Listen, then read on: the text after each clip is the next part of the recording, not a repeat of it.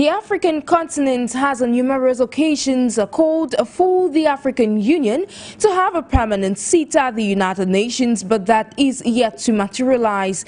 The annual gathering of the United Nations General Assembly, UNGA, that debuted on September 10, 2024, brings together world leaders and representatives from all the 193 member states, along with thousands of problem solvers. And this year's 90 or 79th session will tackle a global broad range of challenges that cannot be solved by one nation alone. The UNGA High-Level Week kicks off on September 27 this year, presided by a two-day summit of the future with a question of African stance. If Africa's priorities are taken into consideration, it will give the continent a louder voice and a word in, or better still, a word in international decisions. With His Excellency Philemon Yang, former Prime Minister of Cameroon, at the helm of this year's session, the theme of this year's assembly is leaving no one behind, acting together for the advancements of peace, sustainable development and human dignity for present and future generations. Meanwhile, today's topic of discussion will center around this year's session of the United Nations General Assembly, asking the question, will Africa's representation be prioritized? Ladies and gentlemen, this is Talking Point. Stay with us.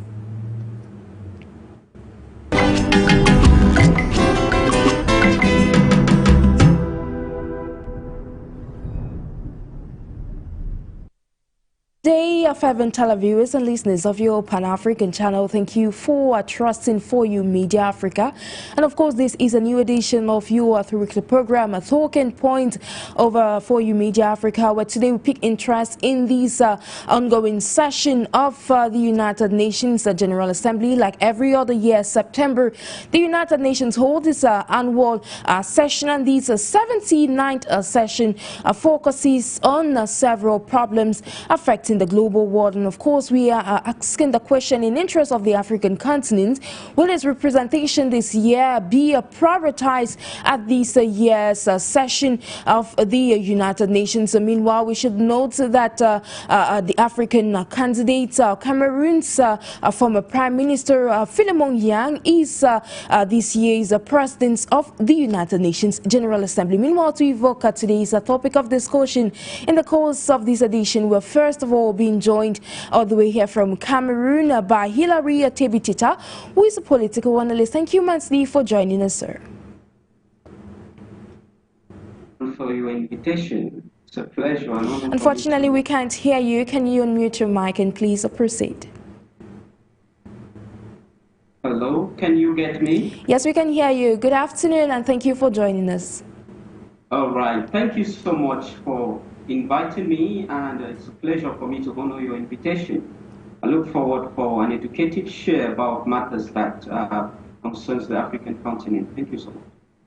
Thank you immensely for always trusting the Pan-African television. Meanwhile, all the way to South Africa, we have welcome Isaac MOSELANE, who is a legal expert joining us all the way from the Southern African nation. Thank you immensely for trusting the Pan-African television, of course, on Arena Rendezvous. Thanks so much, Sharon, for inviting me to show and also to share the views that we have across the continent as well. Thank you immensely. Ladies and gentlemen, before we dive deep into today's topic of discussion, we welcome this report compiled for us by Wida Van Barry as far as this topic is concerned with regards to this ongoing session of the United Nations General Assembly. We'll be right back. As the 79th session of the UN General Assembly opens on September 10, 2024 in New York, zest and eagerness occupy the minds of African presidents, civil society, and other stakeholders keen on advancing the African agenda at the UN Security Council. Will Africa's call for reform of the UN Security Council, particularly regarding the continent's representation, take center stage at the UN General Assembly? This question can only be answered as the high-level sessions commence in the coming days, notably in August 2024, Sierra Leone's President Julius Maada Bio resonated with Africa's voice by fervently championing the continent's case during the country's presidency of the UN Security Council. Thus, discussions at the UN General Assembly should be crucial in determining whether the long-standing demands for equitable representation of Africa will finally be addressed. Historically, the calls to rectify injustices against Africa have been given lesser consideration. However, with the changing global landscape and the winds of change sweeping across Africa in terms of geopolitics and sovereignty, along with a rise in multilateralism, the continent has remained determined to have its agenda well articulated on the global stage, especially concerning the Security Council. It is notable that African nations were largely excluded from significant decision-making processes at the UN's founding in 1945. However, UN Secretary-General Antonio Guterres, other leaders including those from Moscow, are already supporting Africa's cause in this multipolar world. The legitimacy of the Council stands again to be questioned if it continues to ignore Africa's voice. Thank you so much, Widow Barry, for that detailed report. Now, to debate with you, Isaac MOSELANE, you listen to that report in a bit to understand, or better still, comprehend today's topic of discussion. This is not the first time that the Africans have said the African Union, or better still, Africa, is being exempted from important decision makings at the global stage. But in your assessment, what do you believe, or how would you analyze these Africa's underrepresentation at the global stage in terms of taking decisions that matter most to the African continent? So I think we need to first recognize that amongst those African countries, or amongst the countries that were the founding fathers of, to say, the League of Nations or the United Nations, was South Africa part of. South Africa was part of that founding countries that founded the UN and the previous, or the erstwhile League of Nations. But that happened at a time where geopolitics was not that much affected by economic policies, especially in Africa. But now we've moved into a situation where African countries are not necessarily represented fully in the UN because they have to take into consideration geopolitics and economic policies that are attached there to, benefiting them as an individual country. We talk about institutions such as, institutions such as AGOA that countries have signed, African countries have signed with the US. We talked about treaties that they've signed, African countries have signed with the European Union. We're talking about BRICS, for example, and therefore all these things, all these signatories and exchanges with other nations in the world determine what Africa, Africans or African countries or individual Africans or even blocs within the African countries, what they stand to represent in the UN. So we do not get an opportunity as Africa to represent African issues because we've got all these other masters that we have to listen to, that we have to take into consideration before we're going on a united African voice. Immensely, thank you so much, Isaac MOSELANE. Now over to you, HILARY TITA. What's your opinion as far as this amplified Africa's underrepresentation at the global scene is concerned, and how can the continent go about this? The African continent continuously advocate for a greater position of the African continent in the United Nations organs, and most especially the African Union, the United Nations Security Council. As it may be, I think that at the level of the General Assembly, the African countries that are members of the United Nations General Assembly actually have equal votes with every other country in the United Nations General Assembly. And I think the issue here should be the United Nations Security Council. which is that body that is so concerned about peace and security. And we know that without peace and security, every other aspect of the society becomes sterile, meaning that without peace and security, developmental policies cannot be implemented. Economic policies cannot be implemented. So I think in terms of the United Nations General Assembly, yeah, all countries have equal vote. But at the level of United Nations Security Council, that is where the disparity comes in. And it will be difficult to say that the whole of African continent, made up of 53 countries, doesn't have a representative in the United Nations Security Council, meaning that matters that concerns their security policies cannot be discussed by that supreme body that brings together nation states. So I think that it is very important at the moment, given that the African continent has continuously proven itself to be more resourceful, not just in terms of raw materials, but also in terms of human resource. And the world, of course, has so much focus on the African continent today. That's why we saw the new wing of the Scramble for Africa with other countries organizing summits, several summits with the African countries. So I think that there is greater need today to rethink about the position of the African continent in the global organization, the United Nations, and most especially the United Nations Security Council. Well, His Excellency, the President of the 79th session of the General Assembly, United Nations General Assembly, actually spoke so much on giving so much interest, focus on the African continent. So I think that this session may be that productive. We are looking forward to see how it unfolds. Thank you. Absolutely, and this assembly that's expected to take up to the 30th of September actually will see several issues, key issues affecting the global world being brought to the table and tabled for discussion.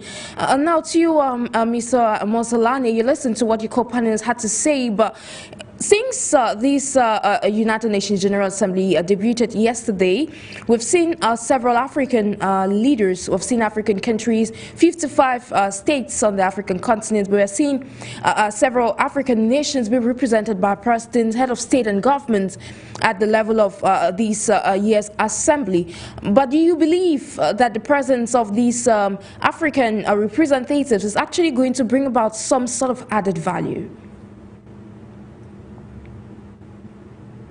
You see, Sharon, I hate to be a prophet of doom in these instances, but as much as we always attempt to say there's a unified African voice, yes, we must be honest that each and every African country has its own foreign policies, depending on whichever topic is brought upon in the General Assembly. So even if you say there's a united front within Africa, but African countries have seem to have their own foreign policy that would like to protect, because they first would want to prioritize the interest of their own citizens before they then look at what a whole of Africa would say. Absolutely. If the topic, for example, that have to do with legal or decriminalizing homosexuality, for example, that would not, there would never be an African voice, as different African countries would have different ideas as to how to go about it. You know, when you look at how to deal with whether or not we will now start calling, you know, the organized countries in West Africa, the 3 countries that decided to band together, would you call them militia? Would you be calling them legitimate government? In those instances, is that the unified voice of Africa, that's the direction that they've taken? Is that the entire direction of the African continent? So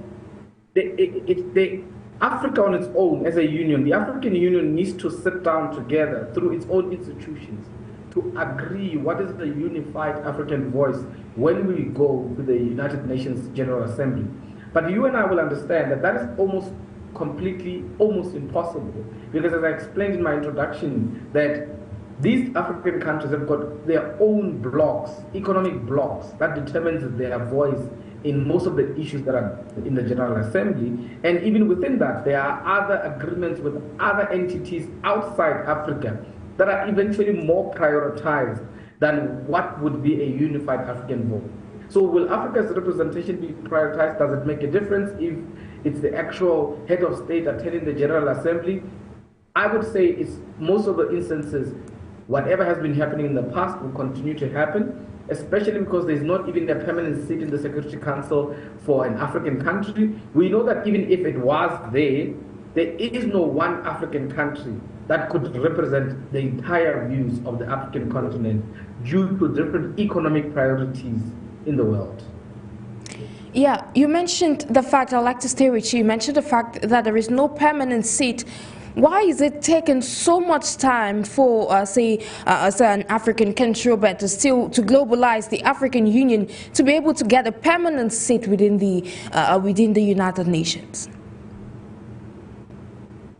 You would recall that when South Africa decided to, relinquish their nuclear weapons, it was one of the defining moments that would make it impossible for any other African country to be on the permanent seat. In fact, if South Africa, for example, was to be given a permanent seat, it would not be given that seat because it represents an African country. We must not take it, we must never take it that any permanent seat given to an African country means that African country will then represent the views of Africa on the Security Council. It always has to do with the economy first. Each and every country in Africa will always look to protect itself first, will always make sure that it protects the interest of its citizens, and those interests are always going to be economic. They are never going to be in solidarity of the African continent or so on and so forth, but it will always look for economic benefits as to how does it benefit them. It will take too long because we do not have the necessary firepower in terms of military capacity and military investment in order to have a voice in the Security Council.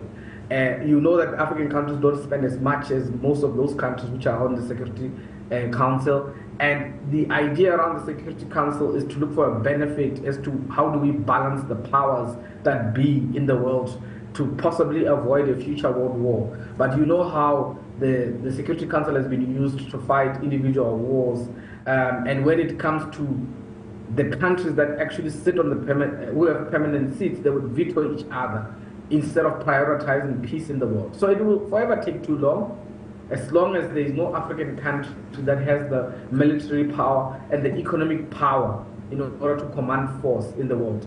Africa as a continent, there will never be one country in Africa that will represent all the African views. Even if they say there's a permanent seat and then Africans or African representatives will rotate on that permanent seat, it will still be difficult to say if an African country is sitting in that, it will position that country will therefore definitively prioritize African views and values. It is difficult.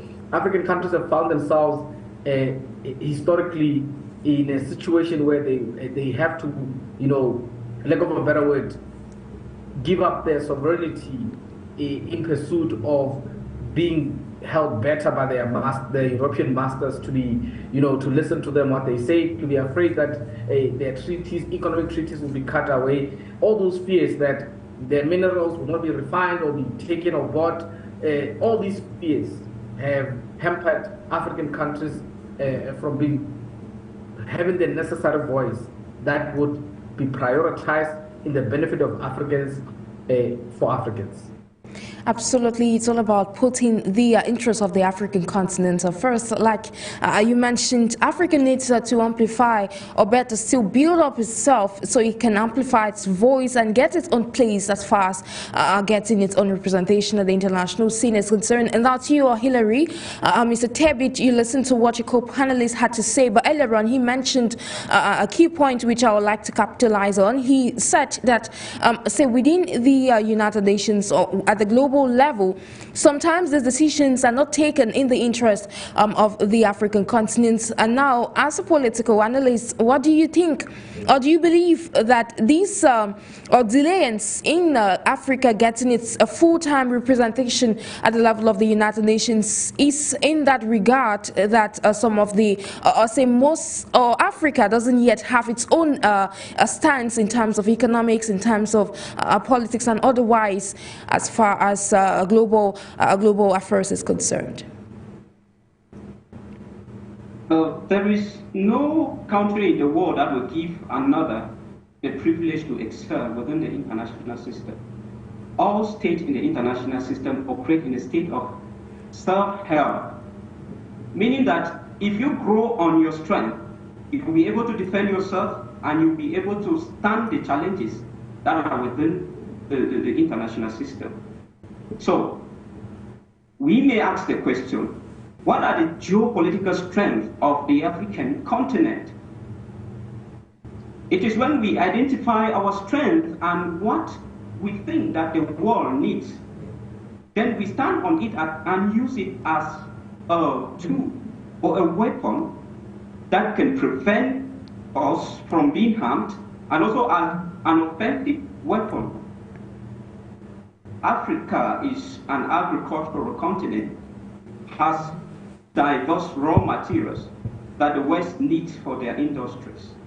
Now, how do we give out these raw materials? On what basis do we enjoy the absolute advantage of having or owning these raw materials? This now goes to the question of leadership within the African continent. Are the leaders themselves prioritizing the African interest? Are they truly representing Africa?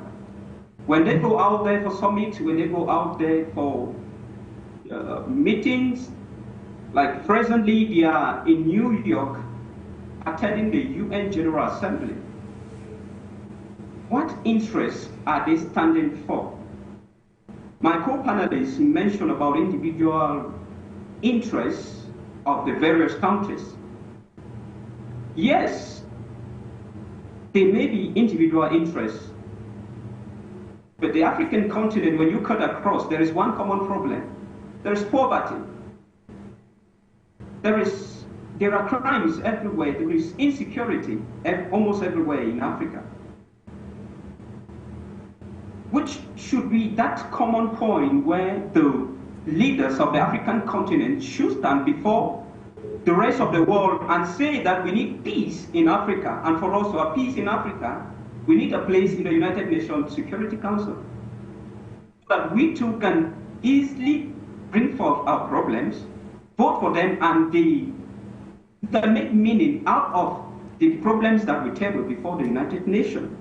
Because the 5 permanent members can veto any problem or any suggested bill that have been brought forth. And so, if Africa has no place in the United Nations Security Council, it therefore means that if those 5 permanent members of the United Nations Security Council don't concur with Africa having peace, if the insecurity in Africa brings food on their table, if insecurity in Africa brings development in their countries, then they're not going to vote for peace in Africa. They're not going to think about dispatching peacekeeping troops. They're not going to think about maintaining peace within the African continent. So I think that the African continent needs to redefine its strength. And the idea of Pan-Africanism is what I would suggest most African leaders should be looking for. Let us have a common goal. Let us have a common interest. We may be diverse. The president of the 79th session of the United Nations General Assembly said, unity in diversity. We can still unite irrespective of our different needs and wants. We can unite around some common goals, present them before the world, before the globe, and tell the world leaders that this is our standpoint. This is what we're going to trade with the world. If the world has to offer us this, if the world is incapable of offering us for example, technology, then we will stop exporting our raw materials. We'll figure out a way to transform it ourselves. We are living in a society where one state depends on another for one resources or the other. And the African continent has that manpower, the resource power, the intelligence, the knowledge. The African continent embodies all of this. We simply need a leadership that will be able to stand and defend the interests of the African continent. Then, we think that the world will listen to Africa, and we will equally have a commanding power in global politics. Absolutely, and it's often said that it takes an African to solve African issues. Of course, like we always reiterate in the course of programs like this, we always say it takes African solutions to solve African problems. And of course, in that light, I'll be saying that, of course, the African continent, if it wants to make its voice being heard, then it would have to start at the local level. Now to you, Mr. MOSELANE, do you share the same point of view as your co-panelists? Look, Sharon, I 100% agree with my colleague. And as I reiterated, for Africa to solve its problems, the individual African countries themselves have to be in a good position to command that sort of power in the world.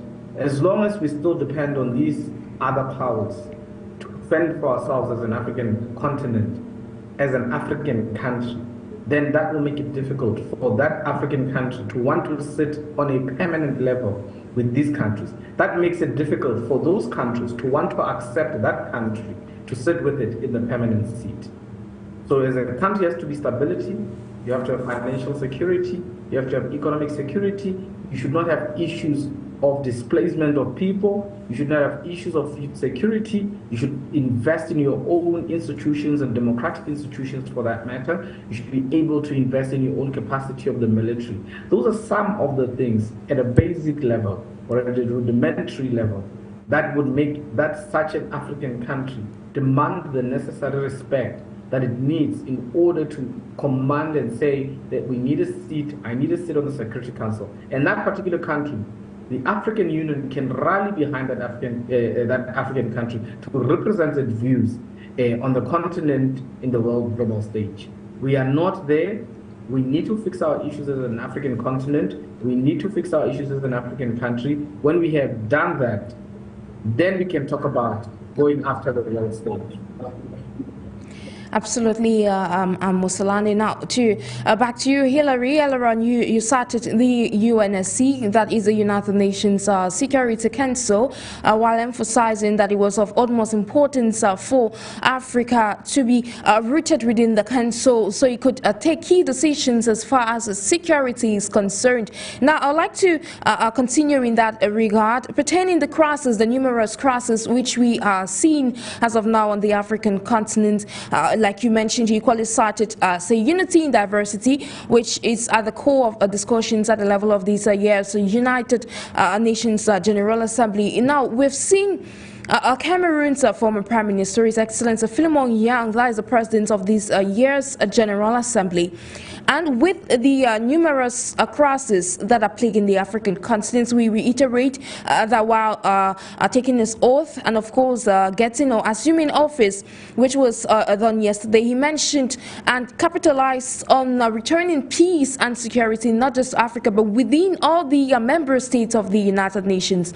In that regard, do you believe that with, say, an African, or say as we have Cameroon that has its own crisis, but do you believe that with him at the helm of this institution, we shall see some crises being addressed within the African continent, say for the benefit and restoration of peace within the continent?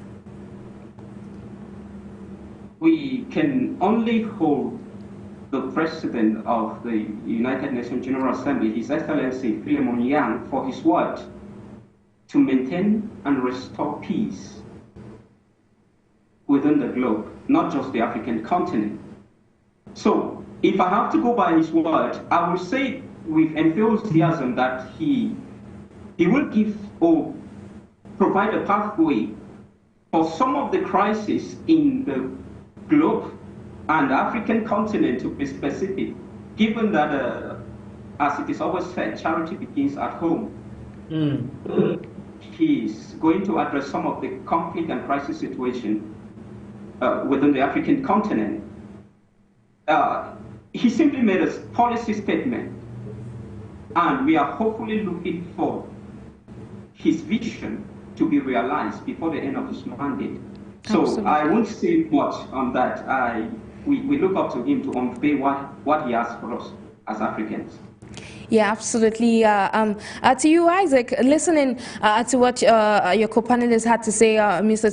TITA, he mentioned that it takes charity begins at home, that it will take Africa to resolve its issues first at the regional level before taking it to the international stage. But then, with this numerous crisis, of what importance or how feasible would it be for Africa to resolve these, taking the baton at the level of the United Nations Security Council, and of course amplifying its voice within the bloc or say the council, so to say, to bring about peace on Africa? Jen, you know, as I speak right now, there are political prisoners in Zimbabwe who are getting arrested without trial, without proper due processes. And SADC recently hosted its own, meeting in Harare, and they even appointed the president of Zimbabwe as the chair of that particular commission. Yeah. And at no point that these African leaders addressed these problems. That is Zimbabwe true. its own challenges. At no point did these African leaders address the challenges faced by Zimbabwe, which affects and negatively affects SADC as a region. At no point that African Union itself, when it sits together, it discusses about the instability in East Africa, particularly in Ethiopia, in Eritrea, in Somalia. At no point these issues are being discussed. At no point that the stability of West Africa is discussed. At no point that these African countries come together and talk about the situation in Congo. No point. So we want to be heard as an African country. We want to be taken serious by the global world. Yet we don't take our own selves serious. We don't respect the citizens that live within our own country.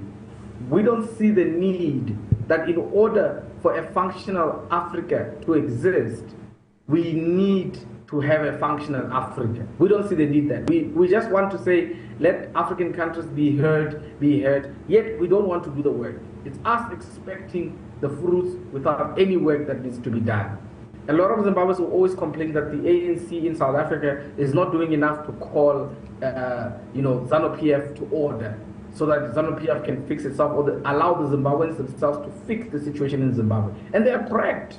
As long as our politicians pay lip services to the situations that are happening in Africa, they must not expect other countries to respect them. They must not expect other countries to respect the African Union. We always complain that African Union is a toothless shark, is a toothless animal, toothless animal that is not going to do anything to resolve the situations and the issues in Africa. And if us as citizens can see that, then therefore it means even other countries in the world can see that. So we must never blame these world powers for disrespecting African views, because the African leaders themselves disrespect their own citizens. Absolutely, and of course, it's always said, this resonates with statements made several years ago by the Rwandan President Paul Kagame, that Africa, it's difficult for Africans to sit, especially the leaders, to sit within themselves and talk about what's happening within the continent, but it's much more easier to evoke some of these issues as, say, external parties. And of course, back to you, Hilary TITA, just in line with what Mr. MOSELANE, your co-panelist, was saying, as far as that is concerned, do you think that what's hindering these full representation of the African continent at the global stage, especially within, say, the G20, within the United Nations, is because Africa first is the problem? I agree with that 100%. Africans are the problem themselves. And how can we overturn that to work towards our own progress? I will start by saying that, highlighting one of the major problems, which is this idea of sovereignty. Every African country feels that they are sovereign, and so should not relinquish part of their sovereignty to their own body, the body which they created to guide them, which is the African Union. The African Union remains a toothless dog because it cannot exercise any function over a state simply because of the so-called sovereignty. African head of state will not want to, simply because they may have a higher GDP than their neighboring state, they will not want to sit on the same platter and discuss about issues that matters most on the African continent. Without which, how can we explain the fact that, just like President Paul Kagame said, we can best carry our problems to the whites, to the Western countries, or to the global system to explain them there when we cannot sit down as Africans and discuss about our priority issues? Why will Cameroon not sit down with Equatorial Guinea and discuss about border issue, the insecurity, economic insecurity and political insecurity? Why would they not sit down and address those? Why will Equatorial Guineans be chasing Cameroonians out of their countries, that they're coming to take their jobs, and these two leaders cannot sit down and talk to address the situation, to see how we work for our own mutual benefit? Why is it so difficult? There are conflicts almost everywhere in Africa, and this is simply because of self-interest, egocentric interest. If I am benefiting from the United States and the United States is exploiting my neighbor, that doesn't concern me. That is the politics the African continent is playing. Of what help would such such politics bring to the African continent? And that, of course, yeah. To move. Please proceed. Please proceed. Okay. Yeah. To move forward, I will want to say that there is need for the African Union to be empowered, and the strength of the African Union lies in the hands of the 53 head of state of the 53 countries in Africa. If we decide to make the African Union sovereign today, then the African Union, which is the composition of all head of state of the African continent, will be able to address a situation that is taking place in Niger, a situation that is taking place in Ethiopia, a situation that is taking place in South Africa. And they will be doing such in one voice. It is always said that united we are stronger, and divided we are weaker. Now, with that same one voice, if they go now to the international system in that one voice, such that America will not be able to trade with Ghana or trade with Zimbabwe if they have a problem to resolve with Ethiopia. If they go out with that one voice, such that Russia, China will not be able to trade with Egypt if they have a problem with South Africa, then the world will begin to take us serious. It will mean that a touch of one is a touch for all. And that one body that can bring us under that umbrella that all the African countries can come together to have that strong voice within themselves and without themselves is the African Union. I think if the African state empower the African Union, then there is hope that the Agenda 2063 will be realized. Thank you. Thank you to Hilary, TITA. Now, of course, but that will revolve around the political will, because I think that is what several experts on the African continent, if we have this issue of, say, African countries yet to relinquish some of their sovereignty to the African Union for it to be as powerful so you can be able to resolve some of these issues, I think it boils down to this political will issue within the continent of Africa.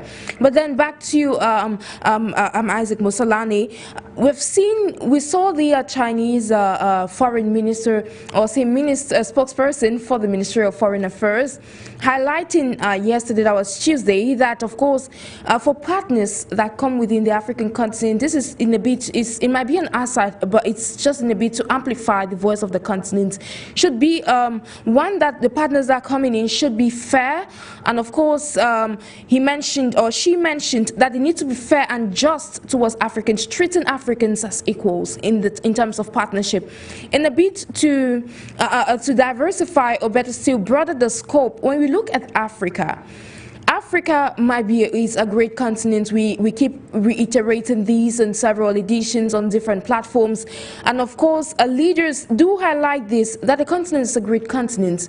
But some of these challenges which the continent faces, it's hindering these, say, the star from shining at the global level. So do you think that Africa what's your say as far as Africa getting to decide? I think if Africa gets to decide who its partners is, it's going to go a long way in amplifying its decision and its voice at the global level. Do you share the same opinion? You see, Sharon, it pains me when we are told by other foreign or outside or non-African forces how great Africa is and so on, when we have leaders themselves who have the ability to improve the lives of Africans. We need to start by having a country, an individual country, which have the capacity to develop its own people, to be able to produce enough for its own people and enough to sell on the outside world. There will never be an equal partnership between an African country and a non-African country, or an economic power, unless there's mutual or reciprocal and mutual and equal benefits in the two countries. Most of these countries in the world, they take, and give less to Africa. And Africa does not even have enough to produce more for these particular countries out there. How many African countries produce, enough fruits for their citizens and enough to sell out there in order to increase their own GDP? How many African countries have enough to produce for their own and their own citizens? Not a lot of African countries, next to none. And most of these things that these African countries are producing for themselves, or most of these assets and entities and resources they are producing, do not even go to the benefit of the very same citizens. They go to the elites.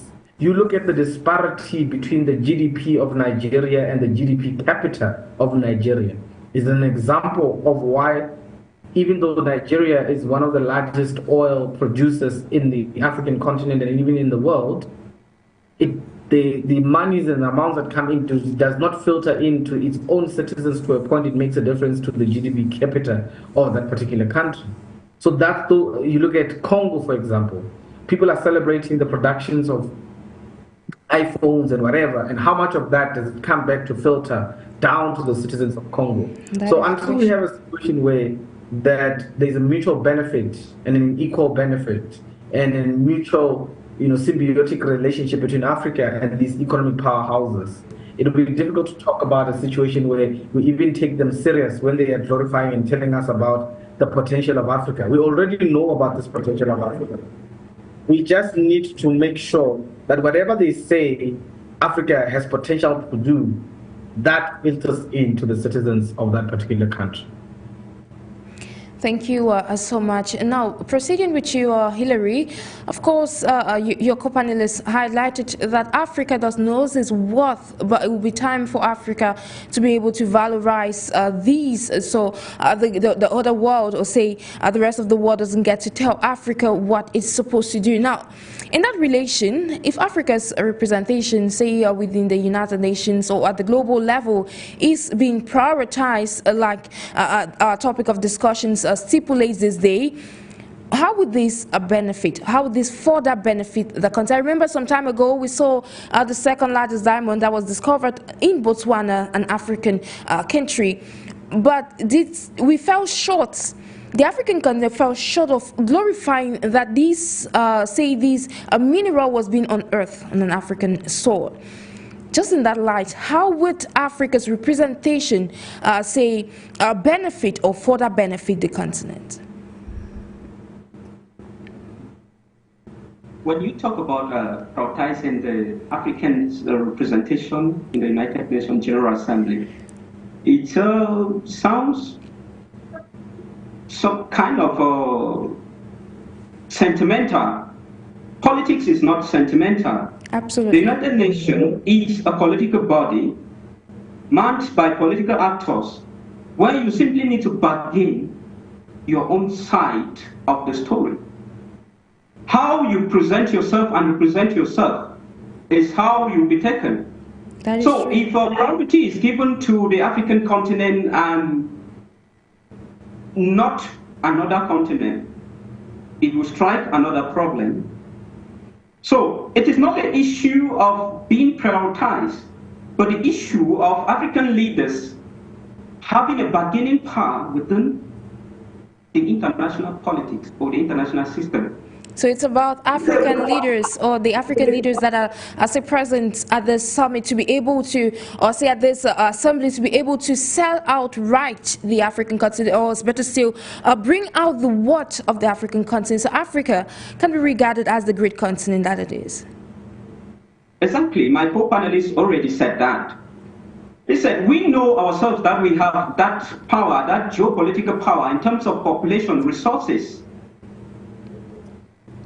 So we are aware of that, but how do we use those resources to bargain in the international system is the problem.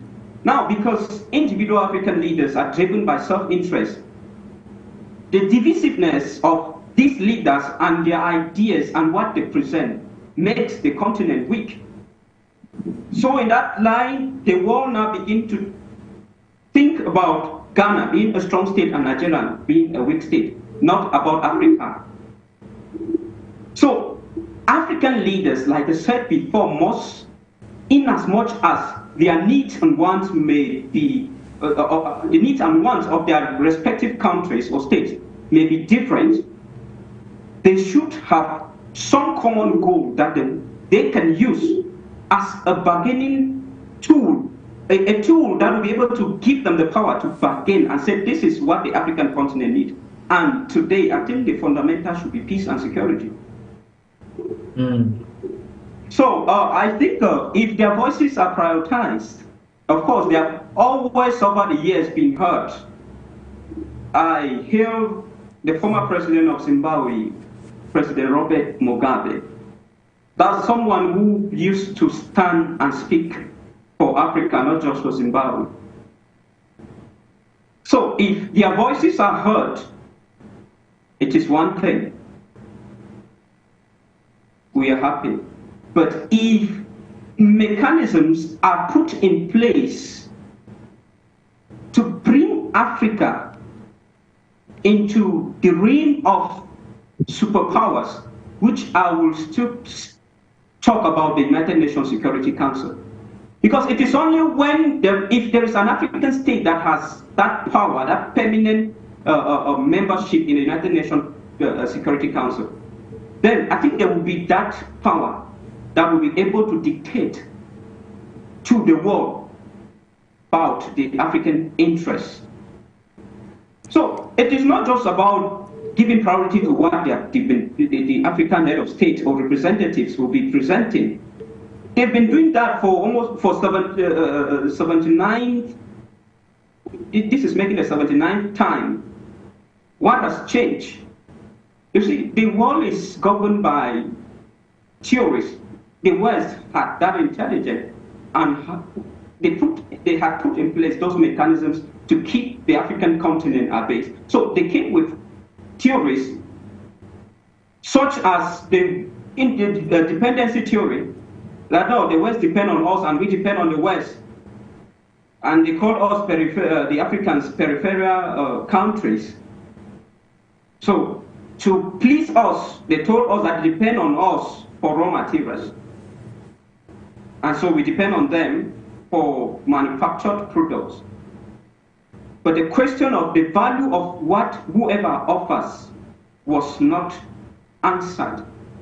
So we give them raw materials at a very cheaper price, and then we buy their manufactured product at a very high cost. So why not bring the African continent or the African countries to a plain platter where we trade on, to some extent, equal basis, where the value of what I offer should be equal to the value of what you offer to me. The problem we have in Africa today is not that the Western countries are not buying things from Africa, or they are not selling their technical know-how to Africa, their products to Africa. We are buying from them, and they too are buying from us. But now the problem lies at the level of the value of what who offers. Africa offers much at a very low cost. They consider what Africa offers as of low value, but they bring to us much at a very high cost. That should be what I would be most happy if after this session of the United Nations General Assembly, will be addressed that African countries and what they offer should be valorized.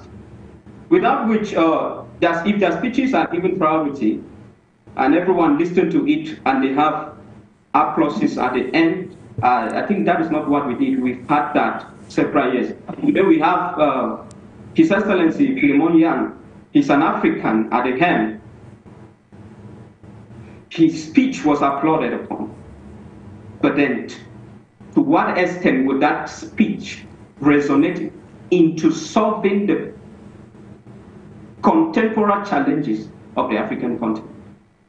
Indeed, that is the question, and of course we're trying to bring, of course, suggestions to the table as far as this is concerned. Back to you, Isaac. Your co-panelists cited that what should be priority as of now is the issue of peace and security. And it's true, because in recent times we've seen some of the plethora of challenges, especially the political crisis that are ongoing within the African continent. They don't get they get some sort of neglect as far as being on the international scene is concerned. But then, for several years, we have seen this this wind of change blowing across the African continent, and we've seen, say, there's this reawakening of consciousness in Africans as far as a championing for the African goal is concerned. What's going to benefit the continent?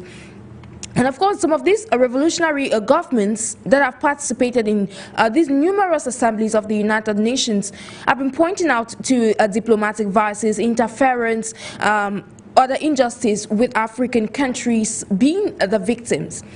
But with all these on the platter, what should we really expect with this new this new wind of change which we're seeing in Africa? We're seeing the Umbutu spirit spreading more and wide, far and wide across the continent, and of course we're seeing Africans striving to get together amidst the numerous challenges.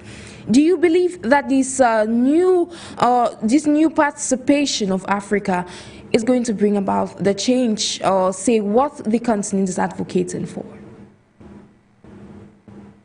I think it's hard to tell as to whether these new forms of government that are happening, especially in West Africa, these three leaders who are currently, bring about some sort of a revolution or resurgence, or it would bring about any change to the citizens themselves. So, in as much as we see these leaders are coming out and saying, we are the new forces of Africa, we want Africa for Africans, we want to see those ideas transcend and trickle down to the citizens themselves. It does no good that you hail yourself as a good leader as a messiah for your African country when your citizens themselves cannot directly benefit, when you've taken the voice of the citizens, when you are a dictator, when you don't have economic reforms that citizens themselves participate, when you do not invite investor confidence, because no man is an island, and whether we like it or not, we live in a universe where investors and investments are key in developing a country. Whether businesses can be able to thrive in a country, those issues are very much important. So we will see if maybe in the next 2 years, 3 years, there's some good that comes out of these new movements that are coming out, or new ways of government and the new directions of young people saying they're taking over, and whether or not it directly benefits the citizens of that particular country or those countries themselves. However, you have to understand that instability in Africa in terms of security remains and poses a great threat, because no one wants to see the displacements of people. No one wants to see their people, being unable to live in their countries of birth. And I may not know how it feels, but I can imagine how difficult it is to be forced out of where you live because you hold a different view, to be forced out of where you come from. I mean, we are talking about a situation where even in Cameroon as we speak, there are Anglophones who can't necessarily say they are safe in Cameroon, because of that thrift over a barrier of language, despite the fact that we are Africans, we are brothers and sisters, we live in Cameroon, the both of us, but we can't seem to accept us based on a language that we've been imposed upon by our colonial powers. So it starts there with these minor things. Before we even talk about Africa as a whole, as an entire global icon, it starts with individual villages, it starts with individual countries, individual regions. When we have solved that, and individually the citizens of those particular countries can benefit, then we can talk about the stability that can be seen by the greater global community. Indeed, that is true, MOSELANE.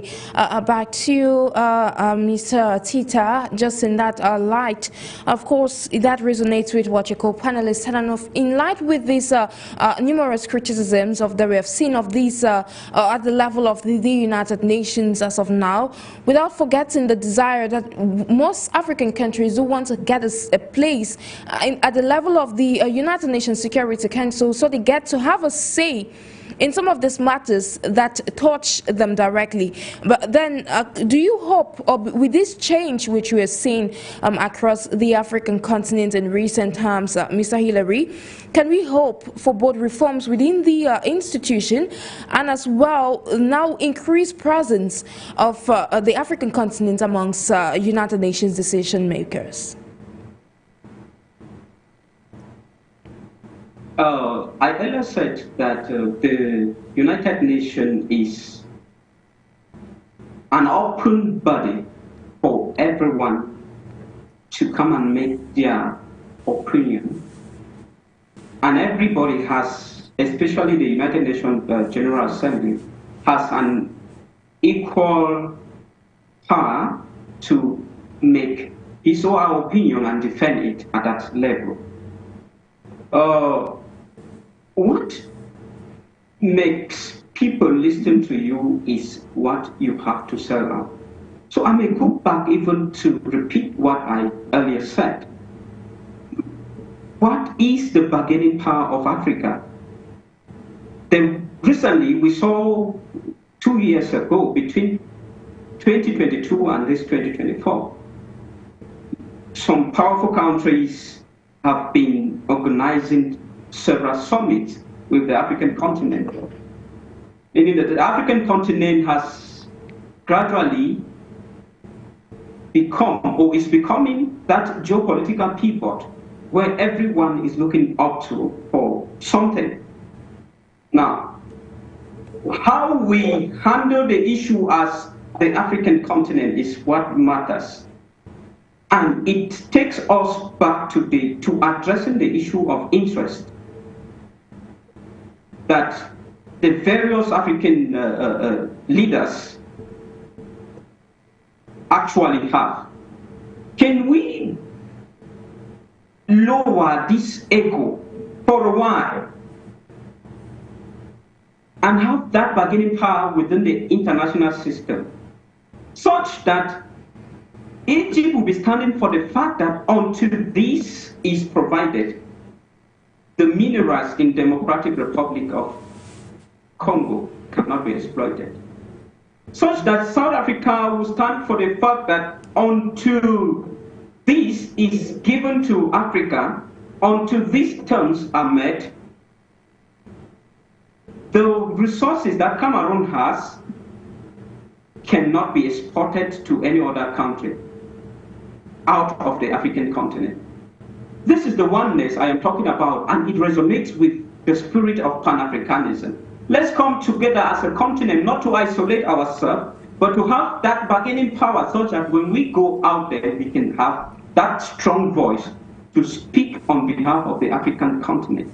And of course, if my neighbor is doing great, I will enjoy from that greatness. If my neighbor is facing war or armed conflict, I will face the heat of that armed conflict as well. So it is only until African head of states start thinking about dialoguing together about the interests of the African continent, then I think that even if they are given a single African state is given a place in the the United Nations Security Council, it's not going to change anything, because that interest will still persist. And while that country will be enjoying from that power, the rest of the African countries will be suffering. The very first thing is for the African continent, or the African countries to learn how to address their problems. What is the strength of ECAS? What is the strength of ECOWAS? Why was it so difficult for ECOWAS to call the countries, Niger, Mali, and Burkina Faso, that my brother, come and let's talk? Why leave them to break away from ECOWAS? You come to ECAS, what priority does Central African state give to the body ECAS?